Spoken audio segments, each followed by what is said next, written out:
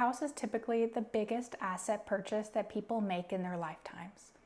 And it's a very common way to store wealth. I'm going to compare Bitcoin to real estate today, and you can think of this in a couple of ways for the home you live in and for other properties. So say maybe a second home or a rental property.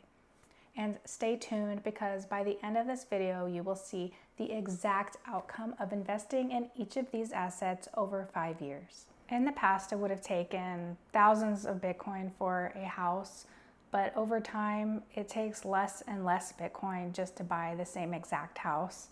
So the value of the median home in the US, and remember that median is in the middle of anything. So it's there's a huge difference of what houses could cost. But I'm just gonna stick it in the middle and say this house is around 450K, or it would be worth 3.75 Bitcoin. But as time has gone by, it's required less overall.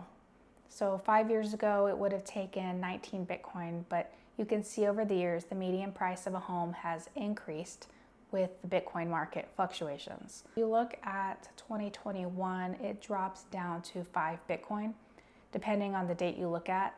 But this was near the end of the year when Bitcoin was trading at around 65K. So why is it just one less Bitcoin today? Because the median home price has increased 100K.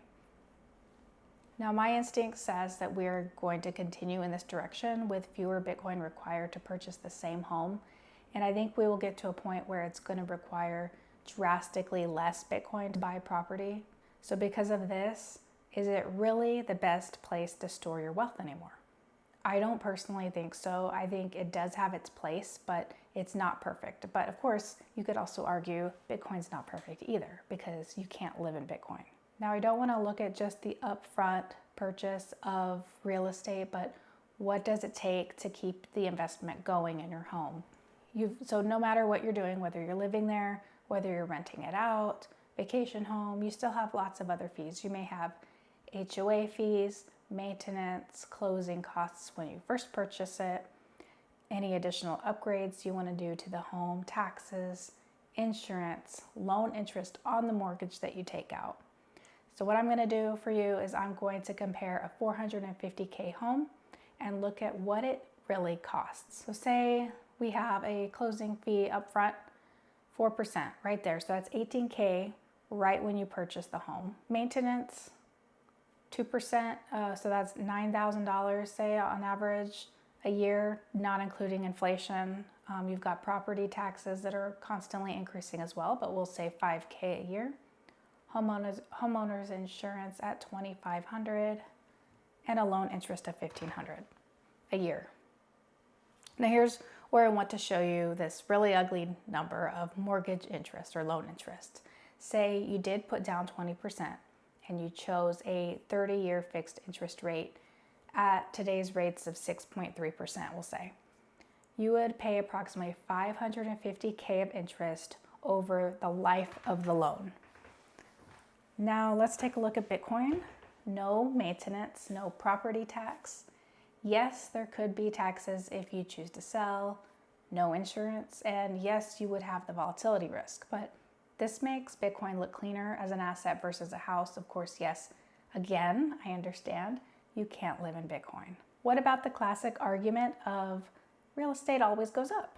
The reality of this is that the dollar is actually losing value, which makes it look or feel like the houses are going up in value, when really they're just adjusting to inflation. And as time goes by, the dollar is losing buying power. So think about that when you see all these properties around us as people keep going up and up and asking for more money. Now for the best part, let's compare these two assets, cost versus predicted return. This is what we've been waiting for. We took the same house and say the same value, it grew 4% each year over the next 5 years. The value would be $547K for this property. But remember that you've spent $558K total. Then Bitcoin with a CAGR of 25%. So we'll just say that you paid $120K for one Bitcoin today. So you're holding 3.75 Bitcoin. After 5 years, it's worth $1.37 million. What would you rather hold, Bitcoin or a house? Now, I think the biggest dilemma is not really, oh, what should I put my money in, right? Because we all need a place to live. So I think what that really comes down to is where do we make the conscious decision to store our wealth? And maybe just understand that if we are purchasing property, it's probably more for being able to utilize it. So it's a different kind of value. You are buying it for living in, to grow your family in, to have safety, to have stability. So that's really what I think having a home is. It's not really how am I going to make a bunch of money off of it. Yes, I know that there have been people who've been very successful in real estate, but this, just to me, comparing it to looking at real estate versus Bitcoin as just a pure return on investment, not usage, to me, Bitcoin would win that. But of course, having a home, everybody needs to have a safe place, right? So you can't really put a dollar price on having a home.